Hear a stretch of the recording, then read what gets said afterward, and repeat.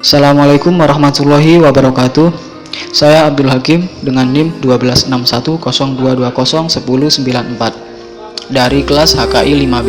Jadi video ini saya buat untuk memenuhi tugas ujian tengah semester atau UTS mata kuliah Etika Profesi Hukum yang diampu oleh Ibu dosen Septi Wulansari, Sarjana Syariah MH.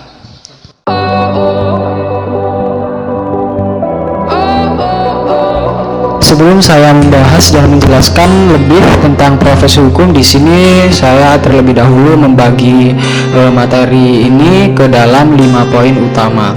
Jadi poin pertama yakni pengertian profesi hukum, kemudian poin kedua bidang-bidang profesi hukum, poin ketiga masalah yang dihadapi oleh seorang profesi hukum, yang keempat sikap yang perlu dimiliki oleh profesi hukum, dan yang terakhir atau yang kelima kriteria nilai moral profesi hukum. Jadi apa sih profesi hukum itu? Nah, profesi hukum itu merupakan profesi di mana profesi tersebut itu bertujuan untuk mewujudkan ketertiban berkeadilan yang memungkinkan manusia itu dapat menjalani kehidupannya secara wajar. Maksudnya secara wajar ini dapat dikatakan bahwa manusia itu tidak perlu tergantung pada kekuatan fisik maupun finansial. Hal ini dikarenakan suatu ketertiban berkeadilan itu merupakan kebutuhan dasar manusia, dan keadilan merupakan nilai dan keutamaan yang paling luhur serta merupakan unsur esensial dan martabat manusia. Lalu apa saja bidang-bidang profesi hukum? Nah, bidang-bidang profesi hukum ada 8. 1. Profesi legislator, 2. Administrator hukum, 3. Notaris, 4. Polisi, 5. Jaksa, 6. Advokat atau pengacara, 7. Hakim, 8. Hukum bisnis. Tidak dapat dipungkiri bahwa seorang profesi hukum itu dalam menjalankan profesinya pasti dihadapkan dengan masalah-masalah serius. Lalu masalah-masalah serius apa sih yang dihadapi mereka? Nah, di sini Sumaryono, seorang ilmuwan, beliau menjelaskan bahwa kendala atau masalah yang dihadapi oleh profesi hukum ini ada 5. Yang pertama, kualitas pengetahuan profesional hukum. Yang kedua, terjadi penyalahgunaan profesi hukum.